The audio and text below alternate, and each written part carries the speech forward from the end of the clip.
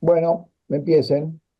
Bueno, buenas noches a todos, reunidos nuevamente todos los clínicos de distintos puntos del país para compartir una experiencia clínica o un caso problema y tratar de nutrirnos todo con lo rico que nos puede, todo lo que nos puede dejar eh, este grupo que ha sido designado para preparar en este caso la actualización en base a un caso problema.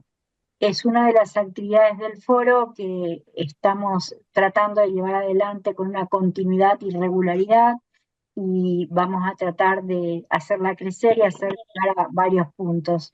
Estamos en tratativa para lograr, digamos, poder tener auspicios para esta actividad y poder incorporar, porque por ahí hay gente que no puede incorporarse por el número a veces, y vamos a tratar de tener más auspicios para esto.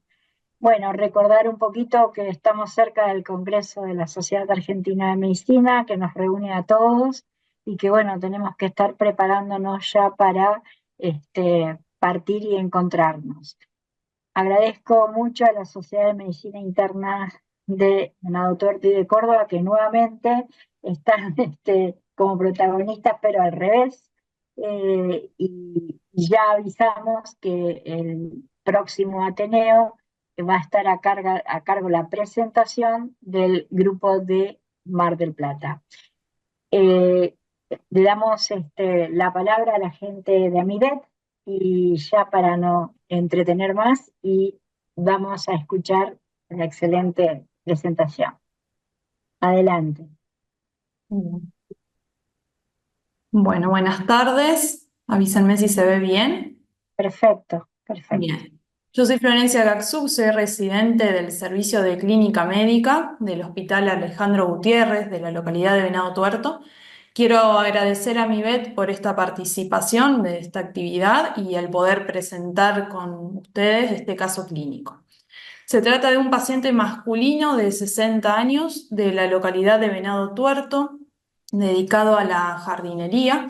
El paciente como antecedentes personales tiene hipotiroidismo, dislipemia, es ex tabaquista de 30 paquetes año y como antecedente quirúrgico tiene una polipectomía en el año 2012. Como medicación habitual, el paciente realiza levotiroxina, atorvastatina y tiotropio. En el año 2021 tuvo una internación en sala general por una pancreatitis litiásica que posteriormente intercurre con dificultad respiratoria, requiriendo internación en unidad de terapia intensiva, interpretándose este cuadro en primera medida como un distrés agudo. En esta internación el paciente requiere oxígeno por cánula nasal de alto flujo y se hace una tomografía de tórax en donde estas son algunas de las imágenes con un informe escrito de un enfisema centrolobulillar difuso con engrosamiento reticular a nivel interlobular e interlobulillar, con bronquiectasias a predominio del lóbulo inferior y medio del lado derecho, con múltiples formaciones quísticas subpleurales a predominio del lóbulo superior. El paciente posteriormente evoluciona de forma favorable, quedando en contacto en forma ambulatoria con servicio de neumonología, quien le hace en la primera consulta una espirometría con una capacidad vital forzada de 112% y un BEF sub 1 de 93%. Posteriormente, es derivado desde consultorio de dicha especialidad a nuestro consultorio por referir y presentar signos sintomatología compatible con fenómeno de Raynaud asociado a la disnea. Nuestro primer contacto es en febrero del año 2023, en donde el paciente relata un cuadro de 8 meses de evolución de disnea ante moderados esfuerzos, sin limitación de las actividades de la vida cotidiana, con tumefacción de manos y tendencia al frío, con cambio de la coloración de la piel frente a la exposición. Al examen físico, los signos vitales estaban dentro de los parámetros normales. Como hallazgo positivo, si bien tenía buena entrada bilateral de aire, presentaba rales medio basales bilaterales, edemas en miembros inferiores, Godet una cruz a nivel inframaleolar. Se podía también apreciar uñas en vidrios de reloj y lesiones cutáneas tipo pápulas a nivel metacarpofalángicas e interfalángicas proximales de forma bilateral, con palidez en la punta de los dedos. Cabe destacar que nuestra primera impresión fueron lesiones compatibles con pápulas de Gottron, si bien no tuvimos una anatomía patológica que nos avale. En la primera consulta realizamos un laboratorio de rutina con hemograma con plaquetas, glicemia, función renal, ionograma, reactantes de fase aguda, hepatograma, todo dentro de valores normales y una orina completa sin hallazgo de jerarquía. Se solicitó también una CPK de 236, una LDH de 307, valores aumentados levemente pero aumentados, y una aldolasa dentro de valores normales. Las serologías tanto para hepatitis B, C, BDRL y HIV fueron negativas, y dentro del laboratorio inmunológico tuvimos como positivo un FAN 1 en 640 con patente moteada, siendo ELENA, factor reumatoideo, anti-ADN negativos. Tuvimos un complemento, tanto C3, C4, CH50 dentro de valores normales, y anticuerpos antimitocondriales y antimusculo liso negativos. Posteriormente, por este hallazgo de la CPK y por esta duda de si eran o no pápulas de Gottron, también solicitamos una electromiografía de los 4 miembros, que se informó como normal. Para continuar estudios solicitamos un ecocardiograma con una función sistólica conservada, una FEI del 75%, con difusión diastólica grado 1, un pericardio normal y una presión en la arteria pulmonar también normal. Una ergometría que fue detenida por fatiga con capacidad funcional clase 1 y una espirometría con DLCO, en donde obtuvimos un patrón restrictivo leve con una capacidad vital de 61, un BEF sub 1 de 48 y una relación BEF sub 1 sobre capacidad vital forzada del 70%, con una DLCO, es decir, una capacidad de difusión de monóxido de carbono severamente disminuido de un 34%. Para continuar solicitamos una videocapiloroscopía con una funcionalidad de la microcirculación alterada, vasos tortuosos, y se observaban en 2 dedos megacapilares que podrían corresponder a esclerosis sistémica, dermatomiositis o enfermedad mixta del tejido conectivo. Se solicitó una nueva tomografía de tórax, abdomen y pelvis, en donde tuvimos un informe de calcificaciones coronarias con enfisema centrolobulillar a predominio del lóbulo superior, bullas subpleurales bilaterales a predominio del lóbulo superior de 29 milímetros del lado derecho y 23 milímetros del lado izquierdo, con un infiltrado en vidrio esmerilado en ambas bases, acompañado de un engrosamiento intersticial. A los 3 meses, el paciente presenta una evolución tórpida con progresión de su disnea basal y requerimiento de oxígeno suplementario, decidiéndose en esta ocasión una internación en sala de clínica médica. Se realiza en esta nueva internación una tomografía y se solicita un panel ampliado miopático dentro del el MIS2 alfa y beta, el MDA5, el Q, el PM esclero 75, el PM esclero 100, llegando de esta forma al diagnóstico definitivo para comenzar el tratamiento adecuado. Como para terminar, estas fueron las imágenes en donde podemos ver un compromiso homogéneo del parénquima pulmonar con bullas subpleurales, ¿sí? Y una afectación tanto a nivel subpleural como también peribroncovascular. Y ahí terminaría nuestro caso. Bueno, muchísimas gracias. Damos apertura, digamos, a la discusión antes de que la Sociedad de Medicina Interna de Córdoba preguntas sobre el caso, pueden surgir comentarios, si hay dentro de los que están presentes que puedan, que quieran realizar a lo mejor alguna pregunta, alguna aclaración sobre un examen complementario o sobre alguna toma de decisiones. Una pregunta en la que, bueno, la que va a discutir el caso va a ser la doctora Tatiana Gieco. Yo quería preguntar si hay algunas imágenes de las manos del paciente, no del estudio, sino de las manos.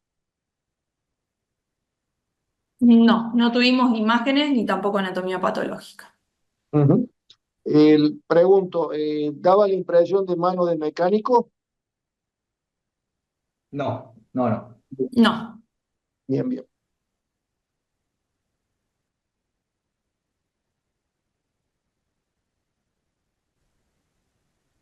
¿Algún otro quiere hacer alguna pregunta o aclaración? La gente de Mier, Mar del Plata. Yo, Alejandra, una pequeña consulta. Sí, Eh, no, con respecto al examen físico, profundizando un poquito más en la clínica, ¿se observó una debilidad muscular proximal, digamos, se examinó, se buscó una debilidad muscular proximal, como uno busca, digo, porque buscaron las pápulas de Gottron, si tenía debilidad para sobrelevar los miembros, y lo de tumefacción de las manos, ¿había signos de paniculitis o simplemente era una tumefacción así como de una salchicha? ¿Hay algún dato sobre esto, digamos? ¿O era solamente edema o no se pudo objetivar nada de eso?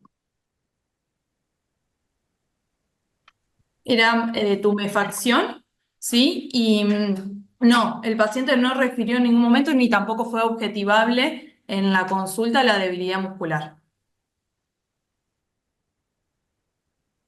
Muchas gracias. A tu pregunta, Domingo, no parecía sinovitis, no parecía paniculitis, era una tumefacción dérmica y como una sensación subjetiva de tumefacción. Gracias, Fede.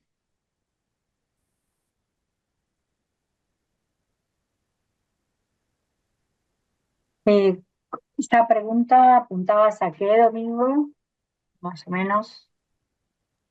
No, no, porque un poco para hacer un poco el recorrido semiológico de la clínica, digamos, o cuando uno tiene más que nada un paciente así, enriquece mucho que uno puede evaluar, digamos, si la clínica empuja más hacia miopatía, digamos, o sea, yo no quiero extender en la discusión, digamos, ¿no? Pero no me quiero extender para nada en la discusión, pero justamente para evaluar la riqueza de los datos clínicos del examen físico, a veces evidentemente, si no estaban, evidentemente eran negativos, pero bueno, me pareció resaltar que a lo mejor uno iría a buscar debilidad, sobre todo en la cintura escapular, en la cintura pelviana, en un paciente que, bueno, vamos el camino que encara ahora la discusora, ¿no?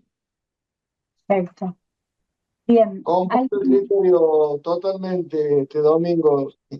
La guía más importante que tiene el paciente, cómo se presenta. bien. ¿Alguno quiere otra aclaración para hacerle a Florencia alguna pregunta o algún aporte que quiera poner? Em, Si no, vamos a dar lugar a Tatiana para que empiece un poco a abrir el campo de la discusión. ¿Eh?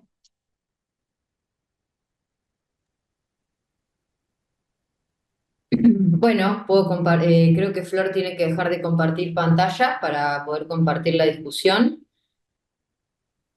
Ahí en los anticuerpos que nombraron recién son un poquito más extensos de que lo que nos habían pasado en el caso, pero a los fines prácticos, bueno, nosotros hicimos un análisis, me pareció que estuvo muy bueno el caso, lo discutimos con la doctora Carla Ambrosi, que también está conectada, que ahora es la presidenta de la vicepresidenta, perdón, de la Sociedad de Medicina Interna de Córdoba, y la verdad que nos pareció muy enriquecedor el estudio de estas patologías, o al menos para cómo lo encaramos nosotros, con los datos que teníamos y sin haberlo visto al paciente, ¿no? Que eso por ahí a veces uno siempre tiene dudas de, bueno, ¿y cómo habrá estado tal cosa? Y bueno, a veces la respuesta es si no está es porque era negativa, pero bueno, siempre uno le gusta el examen físico, ver también la interpretación, ¿no? De cómo uno lo considera negativo y quizás para el otro le parecía algo relevante, pero bueno, la verdad que nos gustó mucho, así que muchas gracias por el caso. Ya estamos cancheros con los chicos de Amivet, compartimos cosas. Bueno, Uno de los puntos importantes de esta reunión mensual es un poco esto que dijiste recién, Tatiana. Lograr unir distintos puntos del país e ir generando un ámbito de, ¿por qué no?, consultas y de ponernos un poco entre todos a veces a resolver casos difíciles. Así que está bueno. sí, la verdad que está muy bueno. Así que, bueno, desde Córdoba agradecemos muchísimo la invitación a participar desde el lugar de la discusión y no solamente de la presentación del caso, que también nos parece que es muy enriquecedor. Así que, bueno, muchas gracias a la organización del foro. Bueno, yo había puesto algunos datos iniciales, que fue lo que nos habían compartido, pero no lo voy a repetir, ¿sí? Ya sabemos que era un jardinero de 60 años, que tenía algunos antecedentes de quizá no tanta relevancia. Sí, el ex tabaquista de 30 paquetes año, ¿sí? Me parece que era un ex tabaquista severo, no sé hacía cuántos años que había dejado de fumar, ¿sí? Y tenía escasa medicación habitual, levotiroxina, atorvastatina y tiotropio, que consulta por esta disnea clasifuncional de tipo 2 con un fenómeno de Raynaud, ¿sí? Con una disnea de 8 meses de evolución, que además tenía inicialmente una espirometría normal, con una tomografía, que el informe nos pareció un poco escueto, que entiendo que es el que le han dado a ustedes, pero cuando uno ve las imágenes iniciales, ya ve algunas imágenes de vidrio esmerilado, sobre todo en la imagen de la izquierda, que incluso tiene algún patrón nodulillar. Está bien que son 2 fotitos nomás, pero bueno, nos pareció que quizás podría haber tenido alguna otra cosita más enriquecedora. Era bastante el compromiso que tenían, no sé si en ese momento se había tomado alguna conducta puntual, pero bueno, se lo siguió estudiando el paciente, encontrando los rales a nivel pulmonar, lo de los edemas, Godet una cruz, distales en miembros inferiores, inframalleolares, con uñas en vidrio de reloj, y estas lesiones cutáneas de tipo pápulas a nivel metacarpofalángicas e interfalángicas proximales de forma bilateral, que nosotros quizás pensamos si esto no podían ser de características hiperqueratóxicas, porque las pápulas de Groton y las manos de mecánicos se caracterizan por 2 lesiones diferentes, y en localizaciones específicas de la mano también distintas. Como exámenes complementarios del primer inicial tenía un ANA o un FAN 1 en 640 con un patrón moteado, un valor para nada despreciable, y una CPK que estaba levemente aumentada. El resto de las enzimas estaban normales, LDH, aldolasa, y bueno, lo que ya comentaron, lo que comentó Florencia previamente para no ser redundantes. ¿Sí? Tenía un patrón restrictivo leve con una DLCO severamente disminuida, o sea, la capacidad respiratoria del paciente estaba con un patrón francamente restrictivo. Y cuando hablamos de debilidad muscular, si bien en el examen físico no está puesto, la ergometría dice que se detiene por fatiga. No sabemos a los cuánto tiempo se frenó, ¿sí? Entonces, por ahí eso también nos puede dar un indicio indirecto de que puede haber alguna debilidad o, bueno, muscular, pero ya nos van a decir los chicos realmente cómo fue la cuestión. No tenía compromiso cardiovascular en el ecocardiograma, eso me parece importante, ¿sí? No tenía hipertensión pulmonar, un paciente que era de extabaquista, que tenía este compromiso pulmonar, quizás hablando de el tiempo de evolución de la enfermedad, quizás no fue una evolución tan lenta de tantos años, ¿sí? Que puede haber sido algo subagudo, que evidentemente se descompensó rápidamente en esas consultas últimas, y que vuelve con una tomografía, con un scan tomográfico que en abdomen y en pelvis no había nada, al menos en el informe, ¿sí? Pero tenía ya un infiltrado en vidrio esmerilado bien marcado, con una videocapilaroscopía compatible, ¿sí? Asociado a estos cambios de coloración en los dedos, con lo que podría ser un fenómeno de Raynaud, ¿sí? Porque tenía compatible con una esclerodermia, dermatomiositis, una mixta del tejido conectivo, y un electromiograma que no decía ninguna afectación. el empeoramiento progresivo y los anticuerpos que al menos nosotros teníamos que le habían pedido, ¿sí? Con empeoramiento de la disnea y demás. Acá puse un videíto que los chicos de Amivet nos facilitaron, porque por ahí en la imagen, si bien se ve un franco compromiso pulmonar y las bullas y todo lo que describieron, realmente el compromiso de vidrio esmerilado a predominio de los campos medios e inferiores de ambos pulmones es muy importante, ¿sí? Como se puede ver ahí en el video, si bien, bueno, perdonen la no tan buena calidad. Entonces ahí nosotros empezamos a pensar que teníamos un paciente con una disnea progresiva crónica, con una imagen en la tomografía que tenía un compromiso intersticial franco, con un componente restrictivo en espirometría y además una LCO severamente disminuida. Entonces dijimos, bueno, ¿cuál es el diagnóstico inicial o al menos parcial en el estudio de este paciente? Empezamos a pensar en enfermedades pulmonares intersticiales difusas.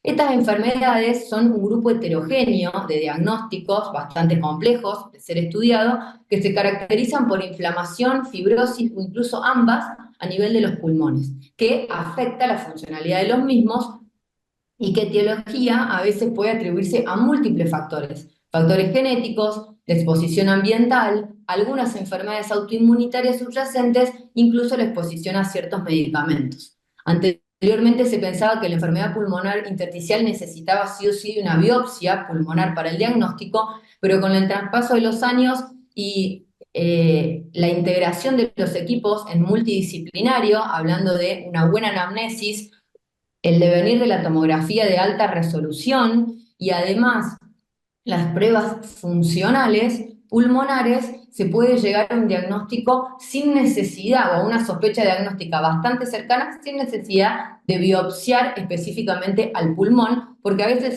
esos resultados pueden ser inespecíficos, ¿sí? Salvo que estemos hablando de una neumonía organizada o de algunos grupos idiopáticos característicos de estas enfermedades, hay muchas otras que quedan fuera. Importante siempre descartar enfermedades secundarias sistémicas cuando tenemos un paciente que tiene un EPID.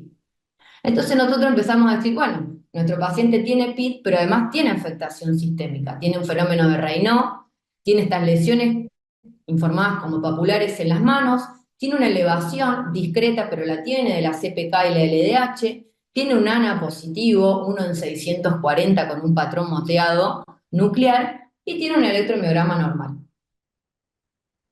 Siguiendo avanzando con esto, dijimos, bueno, nuestro paciente puede tener un EPID, ¿sí?, en contexto de una miopatía inflamatoria. Y hablando un poquito en el estudio de las miopatías inflamatorias, dijimos, bueno, que son enfermedades inflamatorias con afectación sistémica, que no solo se caracterizan por debilidad muscular y artritis, sino que puede haber afectación pulmonar a nivel intersticial, fenómenos de Raynaud, afectaciones miocárdicas, ¿sí?, con miocarditis, disfagia, que siempre hay que evaluar a un paciente con debilidad si también tiene disfagia, ¿sí?, que por ahí no pertenece a otro grupo, sino que también está dentro del análisis de nuestros pacientes, y afectaciones dermatológicas que son los rash cutáneos, que pueden afectar diferentes áreas, y las manos de mecánicos, que son lesiones hiperqueratósicas que se dan entre la unión, ¿sí?, que pueden ser intenfalángicas, distales, ¿sí?, e incluso proximales. Pero son más de características, pueden ser papulares, pero tienen alguna característica hiperqueratósica, incluso como de que están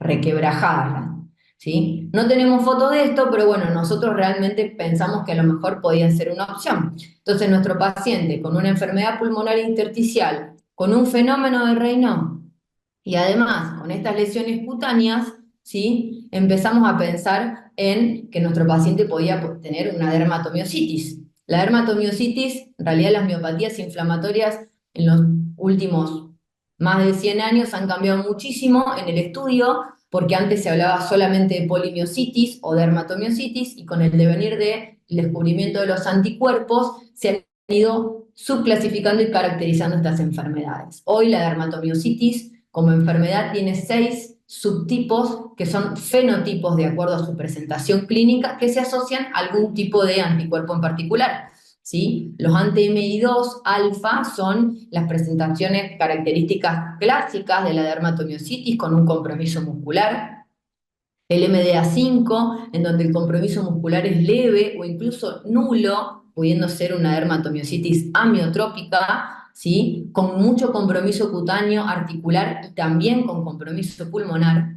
Los anti-TIF y NXP2, que son variantes de la dermatomiositis que tienen compromiso muscular leve, tienen a veces compromiso cutáneo, pero tienen mucho rash, algunos más riesgo de disfagia, otros más riesgo de calcinosis, pero tienen una asociación aumentada a las enfermedades oncológicas. Y los anti-SAE, que se caracterizan por un rash cutáneo que incluso está antes que la miopatía, puede haber disfagia, puede haber enfermedad pulmonar leve y hay alguna asociación a cáncer reportada y por supuesto los anticuerpos negativos también están presentes. Dentro de las características clínicas de cada una de estas, como podemos ver en los esquemitas, ¿sí? A la izquierda el anti-MI2, fíjense que no tiene compromiso pulmonar dentro de lo más frecuente. Estará la presentación atípica, pero no es lo más común, ¿sí? El compromiso muscular es lo más frecuente. Como digo, las pápulas y signos de Groton tienen algunas otras características y afectan, si bien pueden afectar las manos, incluso pueden ser interfalángicas, sobre todo es en codos, en rodillas, en la zona tibial anterior, tienen otras características, las imágenes por ahí se ve bastante claro, pero bueno, no sabemos qué era lo que tenía el paciente en particular. El MDA5, ¿sí? Ya empezando a hablar de un compromiso pulmonar intersticial, lo que nosotros creemos que podrían ser manos de mecánico. Empezamos a ir diciendo, bueno, nuestro paciente puede ir a apuntar un poco más para este tipo de anticuerpos. En lo que es anti-TIF y anti-NXP2, bueno, no hay compromiso pulmonar dentro de las características en las menciones más frecuentes, por lo tanto lo empezamos a poner un poco más de costado. Sí, algo de edema, ¿sí? Que puede ser edema en las manos y en los pies, en el NXP2, que nuestro paciente sí lo tenía, no sabemos si esta sensación de tumefacción tenía que ver con algo de edema en las manos, ¿sí? Como tampoco teníamos bien presente si esta fatiga muscular en la ergometría podía tener que ver con algún componente muscular o no, en el examen físico no estaba descrito, pero sí tenía algo de elevación de enzimas de la CPK y de la LDH. Y empezamos a empezar a pensar en otros síndromes o variantes de presentación clínica de la dermatomiositis que se asocian a diferentes circunstancias, como pueden ser la enfermedad pulmonar intersticial, las manos de mecánico, el fenómeno de Raynaud, a veces se asocian a fiebre, no sabemos si este paciente tenía, creemos que si no lo mencionaron no, pero bueno, a veces el paciente no tiene que tener todos los signos y síntomas de un síndrome, sino tener alguna parte, pero el síndrome de antisintetasa lo empezamos a pensar como una posibilidad, no sabíamos si esta tumefacción tenía que ver con algo de artritis, bueno, ahora nos acaban de comentar que no tenía, pero bueno, de alguna forma era una de las variaciones para nosotros. Y sobre todo se caracteriza porque tiene un escaso componente muscular, incluso puede ser amiopático. Entonces, avanzando un poco en el estudio de los síndromes antisintetasa, dijimos, bueno, hay algunas miopatías inflamatorias que cursan con poca debilidad muscular y con leve aumento de las enzimas hepáticas, de las enzimas de CPK, perdón, y con incluso electromiogramas normales. En estos pacientes que se asocian a enfermedades pulmonar, tenemos que, si no hay otra etiología probable, al menos intentar descartar que esto no sea un síndrome antisintetasa, ¿sí? Sabíamos que nuestro paciente tenía un ANA positivo, pero tenía, bueno, los ENA, el anti-DNA, el factor reumatoideo, todo estaba negativo, tenía algo de inflamación muscular porque la CPK estaba levemente aumentada, pero no podíamos decir si esto era solamente una dermatomiositis o era otra cosa. Como podemos ver, están englobados acá en el cuadrito la mayoría de los anticuerpos que los chicos de AMIVEC decidieron pedirle, ¿sí? A este paciente. Entonces dijimos, bueno, a ver, vamos un poco por este lado. Pero sin dejar de lado que el paciente tenía un fenómeno de Raynaud con una capilaroscopía patológica compatible. Entonces dijimos, bueno, dejemos abierto el campo para algo más. Cuando hablamos de los anti-M2, entonces para repasar un poco, es rara la afectación pulmonar, ¿sí? A diferencia del anti-MDA5, en donde se asocian, a poca afectación muscular, franco compromiso cutáneo y además EPID, que este EPID puede incluso tener presentación rápidamente progresiva. Los anti-SRP que ellos le habían pedido, que era la miopatía, son característicos en la miopatía necrotizante inmunomediada. Descartamos un poco esto porque este tipo o subtipo se caracteriza por tener un gran compromiso muscular con elevaciones altísimas de CPK y además produce cambios en el electromiograma. Nuestro paciente no lo tenía. No mencionamos los anticuerpos que pusieron al final de la discusión porque, bueno, no sabíamos qué estaban, pero están un poco a favor, ¿sí? O hablan de descartar en realidad síndrome de antisintetasa, que calculo que los chicos lo deben haber hecho, ¿sí? Y después tenemos la miositis, los anticuerpos asociados a miositis en otras patologías, como son los síndromes de superposición, en donde hablamos de polimiositis, dermatomiositis asociado a esclerodermia, que nuestro paciente de esclerodermia focal no tenía lesiones en piel claras o al menos no características de las descripciones, pero bueno, podrá hacer alguna presentación atípica, pero bueno, sí tenía el fenómeno de Raynaud. Y después los anti-Q, que también son característicos de los síndromes de superposición, y la gran mayoría de estos se caracterizan por un ANA positivo con un patrón nuclear, que es lo que podemos ver en la última columna de la derecha. Entonces así empezamos a decir, bueno, ¿con qué diagnóstico nos quedamos? Pensamos en una miopatía inflamatoria amiopática, posiblemente por un síndrome de antisintetasa versus un síndrome de superposición, y ahí, por supuesto, son los anticuerpos los que nos van a ayudar a diferenciar un poco una cosa de otra para poder terminar de englobar el cuadro.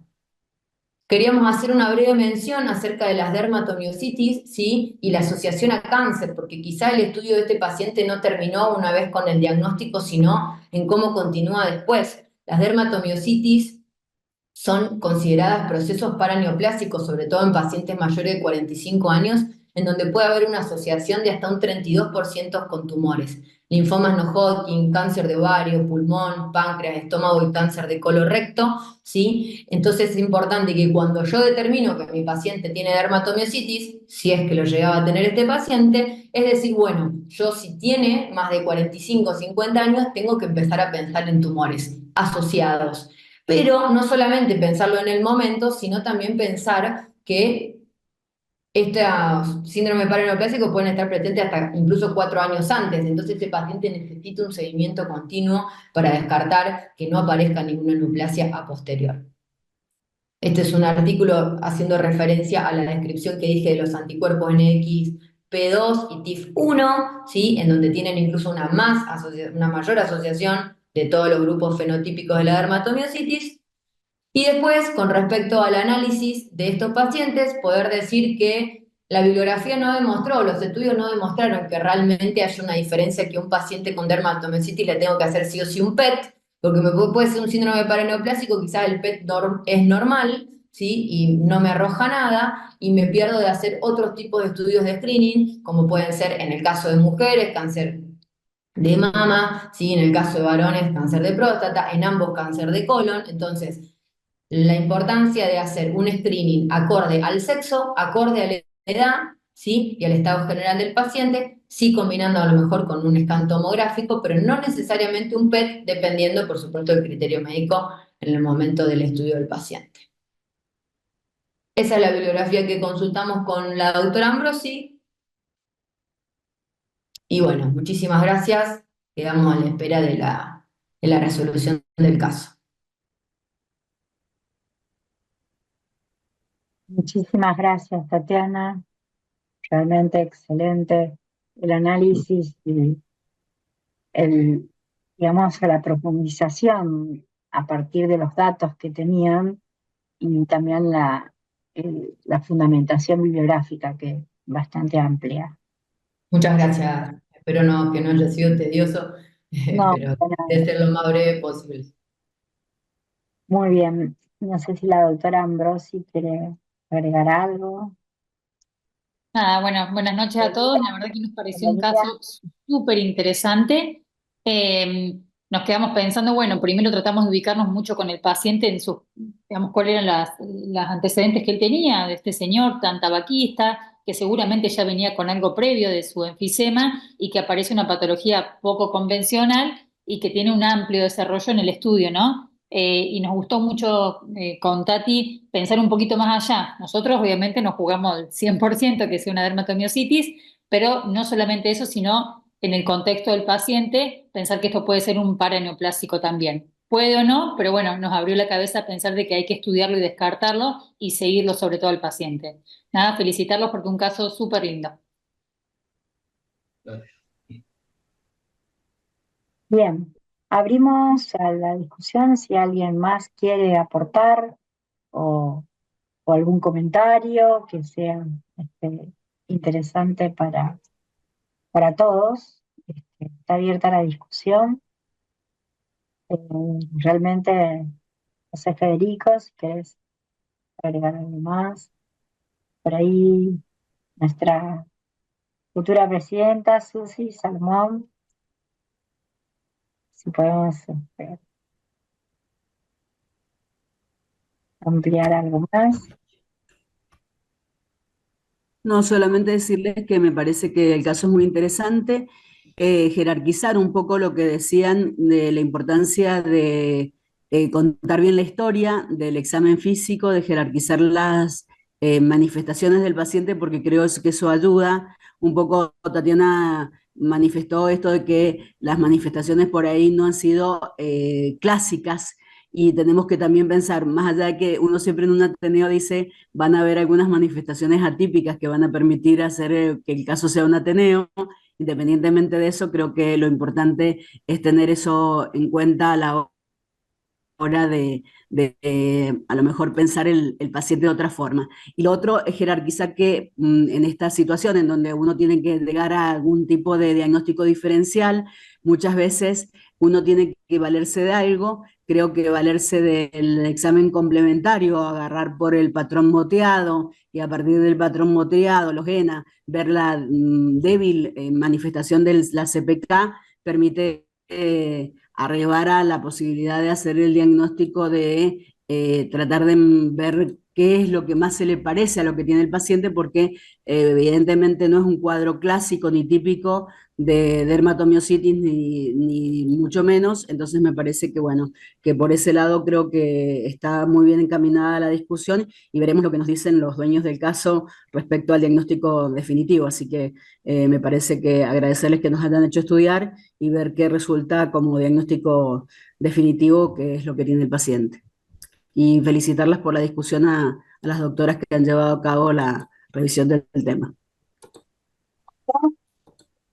Gracias, Gracias, Susana. Susana. Pablo Malfante, de Mar del Plata. ¿Cómo están? Bueno, no, felicitaciones a mi Bet, felicitaciones a Tatiana y a Carla, la verdad que la discusión estuvo buenísima. Solamente agregar que estos pacientes son pacientes que necesitan un abordaje interdisciplinario y que muchas veces el buen análisis y, y la buena descripción de los hallazgos tomográficos son fundamentales para aproximarse al diagnóstico de una enfermedad pulmonar intersticial, sobre todo cuando hay alguna evidencia de autoinmunidad, como en este caso, ¿no?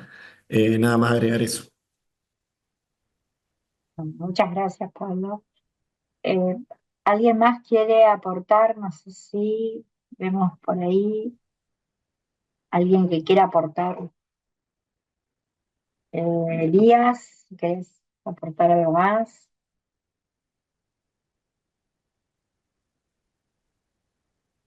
Eh, Está levantando la mano un doctor Adrián Adrián Jiménez. Jiménez. Hola, ¿qué tal? Buenas noches. Primero, felicitaciones, la verdad que el caso es genial. Y yo la verdad que me quedé pensando mucho en empezar el estudio por la parte pulmonar, qué patología intersticial tiene. Me parece que es un patrón mucho más que cuadra más para un NSIP, no tanto UIP porque no veo tanta panelización después de años de evolución, tiene muchas reticulaciones, vidrio esmerilado. El vidrio esmerilado puede ser o celular inflamatorio o fibrosante. De tanto tiempo de evolución parece más un cuadro de NSAIP con un fenotipo fibrosante. Vi que también la descripción, porque la verdad que no vi muy bien las imágenes, tenía bronquiectasia. No sé si esas bronquiectasias eran por tracción, porque cuando las bronquiectasias son por tracción, tira más para un NSAIP, digamos, de tipo fibrosante. No me parece un patrón de UIP. Si bien muchas enfermedades intersticiales pueden dar varios tipos de patrones, pero finalmente la UIP, cuando nosotros pensamos, hacemos mayormente diferencia entre AR y versus una FPI. Para mí me parece más esto, haciéndose salvedad, digamos, un patrón más de NSAIP.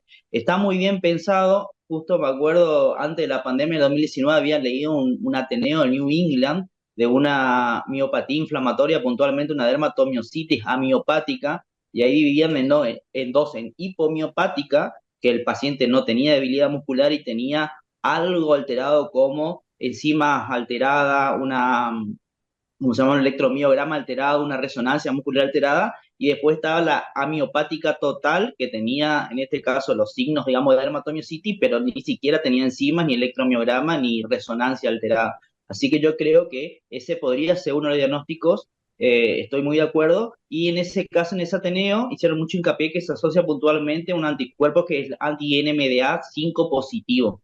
Entonces, la verdad que me parece muy atinado ese diagnóstico. Y después la otra, que haría un diagnóstico diferencial, sería con la IPAF, que la IPAF es una categoría que son neumonitis intersticial asociada a características autoinmunes, que es una etiología donde hay olor de autoinmunidad, pero no tiene un diagnóstico claro, o sea, no le podés encasillar bien, o esto es lupus, o esto es AR, o esto es esclerodermia, o esto es miositis. Entonces, tiene enfán positivo, tiene característica de autoinmunidad, pero por ahí pasan años y nunca se le puede encasillar en ese diagnóstico. Yo en ese caso, digamos, sería como un diagnóstico diferencial, digamos, serían olor a autoinmunidad, pero sin un diagnóstico claro. Y lo otro, no sé si le estudiaron, estaría bueno, si no lo hicieron, digamos, estudiar para ver si no tiene signos de hipertensión pulmonar, porque muchas de estas patologías por ahí que hablamos van con hipertensión pulmonar, habría que ver el tamaño, digamos, el tronco de la arteria pulmonar, hacer la diferencial con la aorta ascendente, y después no sé si un Doppler o otro estudio para descartar totalmente que no tenga hipertensión pulmonar. Excelente el caso. De hecho, Doc, nosotros lo vimos a esto, pero la neumonía intersticial no específica forma parte de uno de los diagnósticos diferenciales del EPID. Cuando uno habla de enfermedades pulmonares intersticiales, las neumonías no específicas, incluso la fibrosis, puede ser la etapa final del inicio de un EPID. Entonces, no son diagnósticos diferenciales, sino son desgloses, digamos, de un englobe de una patología inicial. Nosotros cuando hicimos el desglose, que entiendo que por ahí en la imagen puede ser dudosa, porque realmente tampoco es que uno está con la computadora ahí haciendo el diagnóstico por imágenes o pudiendo ver, era solamente una foto. Sí había una franca diferencia, en nuestra opinión, en el compromiso intersticial entre la primera tomografía y la segunda tomografía. En eso sí había habido una progresión clara. Pero bueno, las neumonías intersticiales no específicas forman parte de los diagnósticos diferenciales del EPID, como las neumonías criptogénicas y demás. Y de acuerdo a la evolución, también en la distinción. Algunos son más subagudas, otros agudas, pero sí lo habíamos contemplado, simplemente que en el contexto de la sumatoria de esto, no tener afectación en la hipertensión pulmonar, era como que íbamos achicando un poco, y por eso lo pensamos nosotros. Por supuesto que la verdad lo tiene acá Florencia y todo el equipo de Amivet que está acá conectado. Ahí la veo a Euge. Hola, Euge. Bien. Bueno, como respuesta del doctor Jiménez, tiene un ecocardiograma hecho en donde no se constató hipertensión pulmonar. Eso por un lado, quería aclarar. Creo que es bastante válido el aporte de la sospecha clínica de las imágenes con respecto a NINE versus UIP, que es algo que se nos planteó bastante fuerte en un momento. Bueno, creo Tiene que dos estamos. cosas. Tiene por un lado el ecocardiograma que le hicieron ustedes y por el otro lado tiene el antecedente fuerte de tabaquismo, que creo que muchas de las imágenes de ese antecedente tan particular que tiene de tantos años de tabaquismo también compromete un pulmón que tiene muchas imágenes que, si bien desde la primera imagen a la segunda segunda imagen hay diferencias, también tenemos un pulmón que previamente ya estaba con algún tipo de secuelas relacionadas con el tabaquismo, ¿no? Sí, claro que sí. Muchas bullas se pueden visualizar también, sí. Hay otras cosas también. Poco para poner un condimento fuera de lo autoinmune, una de las cosas que uno también teniendo el oficio de jardinero debe pensar son en los tóxicos. O sea que por tanto si él trabajaba, muchas veces los efectos de ciertos órganos perforados, órganos clorados, esto en forma continua o algunas otras elementos, sobre todo, no sé si trabajaba en invernaderos, hay que tener en cuenta, digamos, en las enfermedades intersticiales pulmonares, o sea, como condimento que muchas veces no dimensionamos los efectos tóxicos que en forma crónica van generando, sobre todo cuando hay un plafón autoinmune, ¿no? Que bueno, eso es un poco un condimento para abrir un poco el espectro fuera o desencadenante de lo autoinmune. Recién Susana me hizo acordar también al doctor Díaz de la parte, me acuerdo una vez escucharlo, tuve la suerte de verlo escucharlo a McCarthy, un gran reumatólogo que generó una escuela realmente, y él decía que las enfermedades inmunológicas uno cuando las encuentra sabe que está parado acá, y esto de la superposición es altamente probable, digamos, ¿no? Uno no sabe, este olor autoinmune, como muy bien lo describió recién, es eh, McCarthy lo definía, uno sabe que está parado acá, pero para dónde van a ir, el tiempo lo va a ir decidiendo de alguna manera y nos va a ir cantando con otras manifestaciones. Es un poco el proceso en el cual los clínicos muchas veces estamos inmersos en estas entidades, de ir descubriendo signos clínicos superpuestos que pueden convalidar o orientar el diagnóstico hacia un lado o hacia el otro, que bueno, los anticuerpos ayudan muchísimo, pero siguiendo un poco también otro maestro de la reumatología argentina que decía, ojo con pensar solo en los anticuerpos y no mirar la clínica y la evolución, el proceso como se va manifestando en el tiempo, digamos, ¿no? Porque también los anticuerpos nos juegan malas pasadas muchas veces. Es un poco para condimentar. ¿Alguien más quiere aportar algo? Estamos más o menos en el tiempo como para dar paso a enterarnos un poco cómo fue esto. ¿Mm? ¿Alguien quiere aportar algo más? Entonces le vamos a No, pedir. por ahí nomás con respecto al tabaco, dato no menor, nosotros por ahí muchas veces asociamos a cáncer, EPOC y lesiones muy típicas del tabaco, pero en casos raros, digamos, en patologías intersticiales, muchas veces el tabaco puede dar neumonía intersticial descamativa, que se caracteriza por mucho vidrio esmerilado. Después, justamente remitiéndome a ateneos previos, digamos, a histocitosis célula de Langerhans, se asocia mucho al tabaquismo, pero en este caso da quistes irregulares, bizarros, que no me parece, digamos, el patrón tomográfico, y muchas veces también puede dar patrón tipo LAM. Por ahí esos tres patrones se asocian, digamos, usualmente, bueno, no usualmente, pero se pueden asociar, digamos, al tabaquismo. Perfecto. Bueno, estamos por ahí, vamos a escuchar un poco cómo cerramos esto. Amidet tiene la posta, los vamos a escuchar, Bien, y bueno, vamos a aplicar.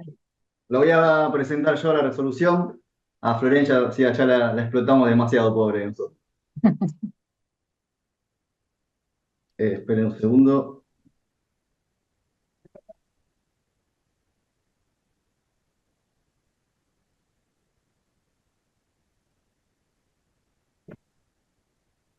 ¿Se ve mi pantalla? No, ahí está, perfecto, perfecto. Ponela en presentación.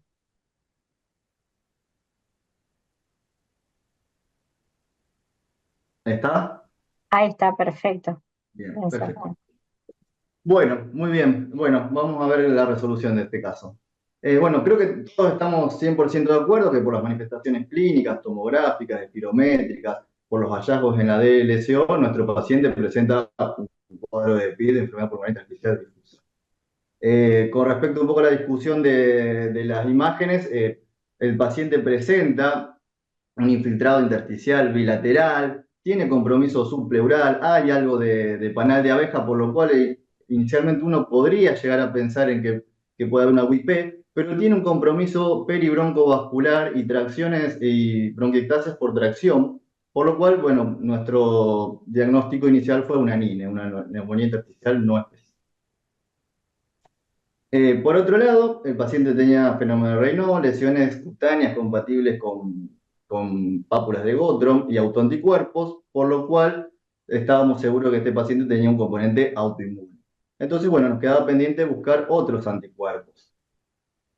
Bueno, es así como pedimos otros anticuerpos, un poco estos ya se presentaron, un FAN, factor reumatoideo, anti-ADN de doble cadena, complemento, antipéptido citrulinado, anti-U1-RNP, que también fue negativo, los ENA, ANCA6 y ANCAP, todo esto fue normal o negativo.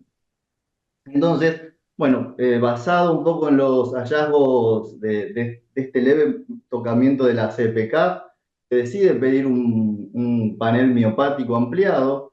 Esto es todo lo que se pidió, no vamos a ver todo, solamente vamos a ver los que dio positivo.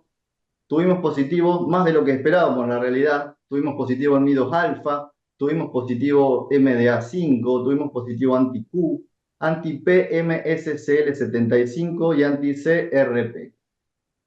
Un poco para repasar, ya lo dijo la doctora Tatiana, pero bueno, el MIDOS alfa viene asociado a dermatomiositis, el MDA viene asociado a dermatomiositis, anti-Q viene asociado a síndrome de superposición, PMSCL viene asociado a síndrome de superposición y SRP a polimiositis. Entonces, bueno, la verdad que con intención de que se nos resuelva fácil, no se nos resolvió tan fácil ahí porque vinieron bastantes anticuerpos positivos. Como decía antes, sabíamos que teníamos una PID, sabíamos que teníamos una enfermedad autoinmune de base. De toda esta lista, sabíamos que algunas no eran. Una AR no tenía manifestaciones clínicas ni perfil serológico. Enfermedad mixta del tejido conectivo teníamos U1-RNP negativo. Fiebre y vasculitis no teníamos manifestaciones clínicas. Para lupus, si bien teníamos un FAN francamente positivo, no juntaba el resto de los criterios. Por lo tanto, los dos diagnósticos que se nos planteaban eran una esclerosis sistémica versus una miopatía inflamatoria. Con respecto a dermatomiositis, un poco lo que plantearon todo, está bien, teníamos unas pápulas compatibles con pápulas de Gottrom, pero la pregunta es, ¿una dermatomiositis existe sin miositis? La realidad es que sí, que ya la nombraron, lo que llamamos una dermatomiositis amiopática o hipomiopática. Entonces fuimos a revisar un poco los criterios de dermatomiositis de ACR eular, en donde nos daba una probabilidad, ahí, ni 45%, pero teniendo en cuenta esa CPK, que fue transitoria, fue levemente elevada, pero bueno, la realidad es que no terminábamos de juntar todos los criterios por criterios de ACR eular. Pero teníamos estos anticuerpos que nos daban un empujoncito más. El MDA5, que parece que tienen alta especificidad para la dermatomiositis clínicamente amiopática. De hecho, un subgrupo de estas dermatomiositis se habla de dermatomiositis asociada a anti-MDA5, en donde hay mínimo o ausente compromiso muscular, manifestaciones cutáneas y manifestaciones pulmonares, bastante compatible con nuestro caso. Por otro lado, teníamos los MIDOS alfa, estos parece que tienen entre un 98 y un 100% de especificidad para el diagnóstico de dermatomiositis, por lo tanto, el diagnóstico era bastante fuerte. En contra, es que estos anticuerpos, cuando están presentes, tienden a no producir enfermedad pulmonar. Pero bueno, era un diagnóstico más a favor de dermatomiositis. Cito textual esto, los anticuerpos antimiedos están fuertemente asociados con la dermatomiositis y tienen un valor predictivo positivo muy alto para este subconjunto de enfermedades. Después fuimos a revisar un poco los criterios de esclerosis sistémica, porque era el otro que planteábamos. De las manifestaciones cutáneas teníamos poco, nada de hecho, pero sí teníamos a nivel cutáneo un fenómeno de Raynaud con una capilaroscopía alterada. Teníamos una enfermedad pulmonar intersticial y, como dije antes, un fenómeno de Raynaud. Los anticuerpos eran negativos, los anticuerpos clásicos para esclerosis sistémica. Por lo tanto, nuestro paciente juntaba 7 puntos para el diagnóstico de esclerosis sistémica. No llegaba al punto de corte. Entonces teníamos un paciente con criterios insuficientes para dermatomiositis, un paciente con criterios insuficientes para esclerosis sistémica, pero teníamos dos anticuerpos más, que eran los anti-Q, que estaban en fuerte, 4 cruces estaban informados, y anti-PMSCL75. Entonces se nos plantea el diagnóstico de síndrome de superposición. Bueno, a ver qué nos... Ahí está. Con respecto a estos anticuerpos, PMSCL, perdón, cito esto también textual, en realidad lo que dice es que pueden estar asociados a dermatomiositis y esclerodermia, no solo polimiositis y esclerodermia. Y esta parte, esta es más que nada una sugerencia de expertos, no es tanta evidencia, pero me pareció importante nombrarlo, ya que frente a estos cuadros de síndrome de superposición no hay tantas guías, no hay tanta evidencia como en otras entidades. Lo que dicen es la experiencia de los autores que las características de la esclerodermia pueden ser muy sutiles. Los pacientes pueden presentar únicamente fenómeno de Raynaud, pequeñas telangiectasias en el tórax o la cara en ausencia de esclerodactilia manifiesta o piel tirante en la cara o las extremidades. Por lo tanto, se justifica un alto nivel de sospecha diagnóstica en estos síndromes superpuestos. Y los anti-Q, teníamos también que estos estaban fuertes, en 4 cruces. Los anti-Q pueden estar presentes en otras entidades como el lupus o esclerosis sistémica clásica pura, pero lo más frecuente es que estén presentes en los síndromes de superposición. 38-55% de los pacientes con escleromiositis lo tienen, por lo tanto, en nosotros realmente el diagnóstico se incrementó mucho. La definición clínico cero patológica de escleromiositis es que tenga anticuerpos, como nuestro paciente que los presentaba, que tenga una enfermedad pulmonar, que tenga fenómeno Raynaud y otras manifestaciones. Pero realmente nuestro paciente tiene mucha evidencia para pensar en una escleromiositis. Quiero nombrar nada más esto, que lo nombró recién el doctor, uno de los doctores, que es el IPAF, que es la neumonía intersticial con caracteres autoinmunes, en donde un paciente con EPID, con algunas manifestaciones de enfermedad del tejido conectivo, pero que no termina de cerrarnos. Nuestro paciente juntaba criterios, porque tenía un fenómeno de Raynaud, tenía un FAM positivo mayor a 320 y tenía un patrón tomográfico compatible con una NINE. Por lo tanto, también ahí teníamos un posible diagnóstico. Nosotros la realidad es que lo interpretamos como un síndrome de superposición, como una escleromiositis, y bueno, y se actuó como tal en consecuencia. Así que bueno, vamos a ver qué pasó con nuestro paciente. Bueno, nuestro paciente recibe esto acordado, como dijeron, que tiene que ser interdisciplinario, y así fue: clínica, reumatología y neumonología.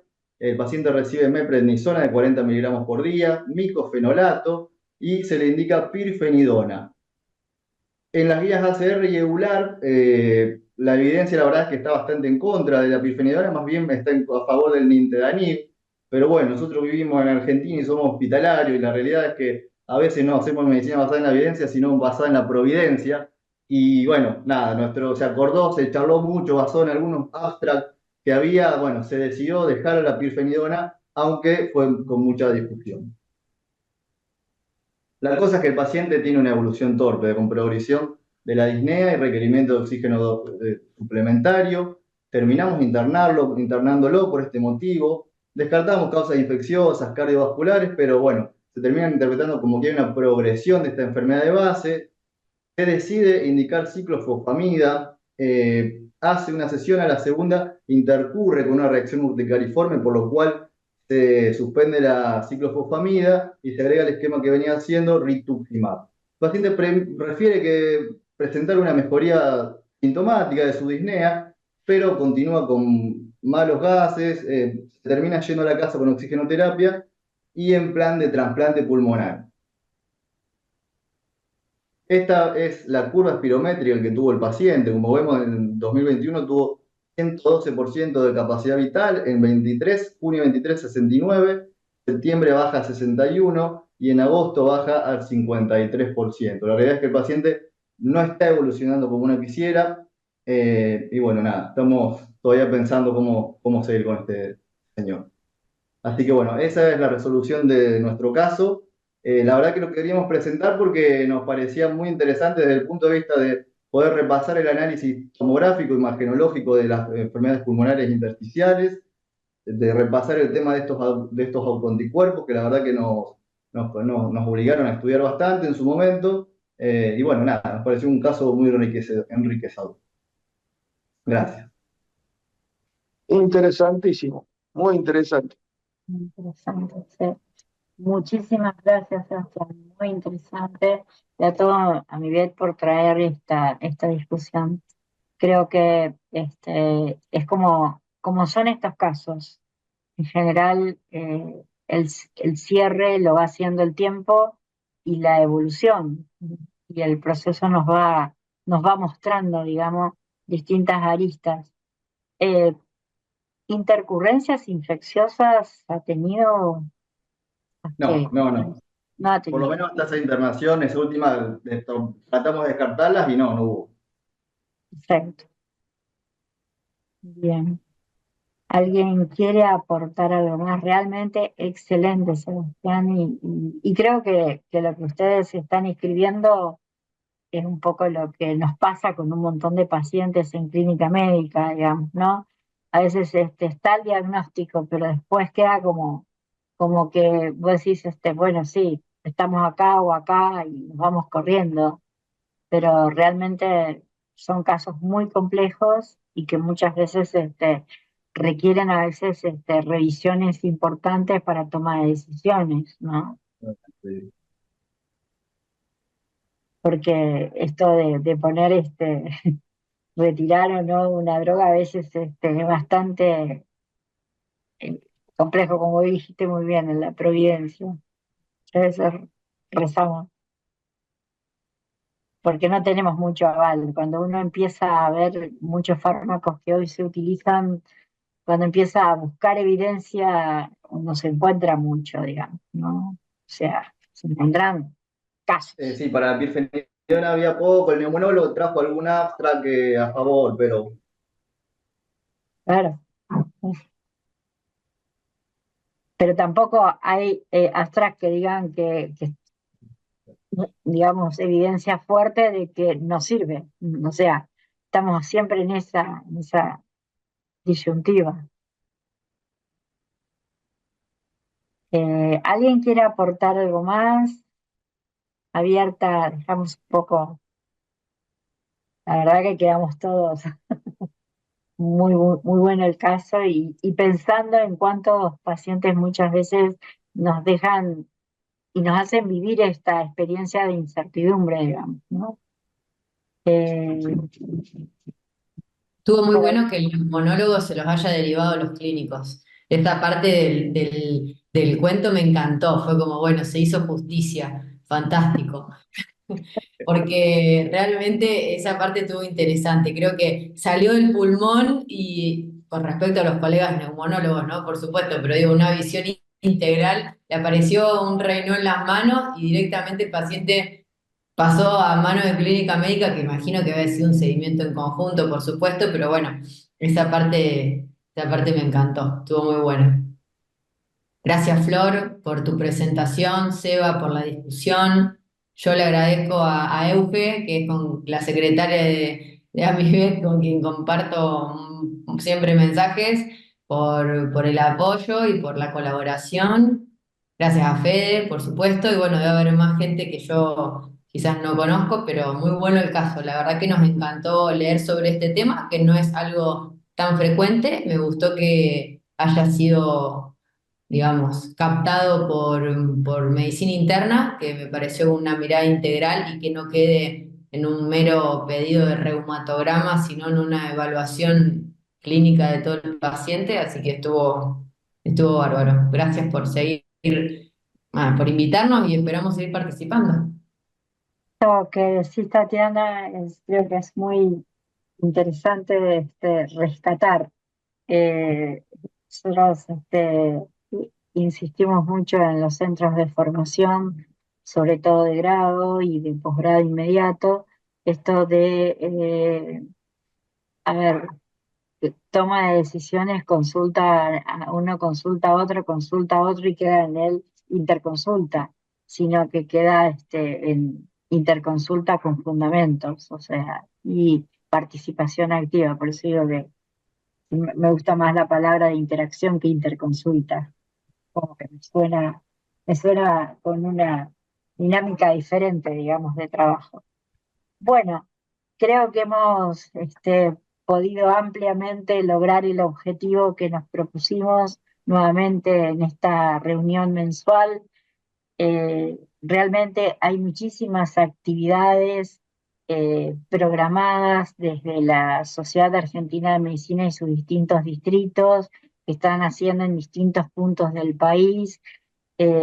Sugiero que miren los ámbitos y lugares de difusión, recorran porque realmente hay para elegir cosas, a veces superpuestas, a veces todos los días y no podemos como aprovechar todo, pero tener en cuenta que muchas quedan grabadas, no sé si está por ahí Luis, quedan grabadas y podemos verlo en cualquier momento, o sea. Creo que hay mucha actividad que se está produciendo desde la Sociedad Argentina de Medicina. Estamos cerca del Congreso que nos reúne a todos anualmente. Así que bueno, agradecerles por participar, por estar y bueno, y tratar de hacer difusión. Esto se está difundiendo ya en distintas residencias y lugares. Nosotros en Santa Fe estamos ya empezando la nueva corte del curso de grandes síndromes clínicos y hemos hecho participar a todos los instructores y residencias ya. Así que bueno, tenemos que tratar de empezar a reunirnos y que sea esto ya regular. Bueno, agradecerles muchísimo la participación y bueno, Pablo, tendrás la posta el próximo encuentro en octubre y discute Santa Fe. Así que, bueno, acá estamos ya preparándonos para recibir el caso y empezar no sé si está por ahí Juan Pablo, que va a ser el que va a coordinar. En breve mandaremos el caso, ¿vale? Perfecto. Así ya empezamos a estudiarlo, porque ante los antecesores tenemos que estudiar mucho. Se va, Puesto la se va vara alta. haciendo se va haciendo una afronta importante este Ateneo. Muchísimas gracias. Creo que agradecer a Luis, la Sociedad Argentina de Medicina, todo este apoyo que tenemos, y bueno, a todos, a todas las sociedades. Y bueno, estamos en contacto. No sé si alguien quiere decir algo más. Pero bueno, nos estamos viendo en octubre próximamente. Muchas gracias a todos, ¿eh? Chao, gracias. Chao, un gusto verlos. Hasta Un luego. gusto. Nos vemos.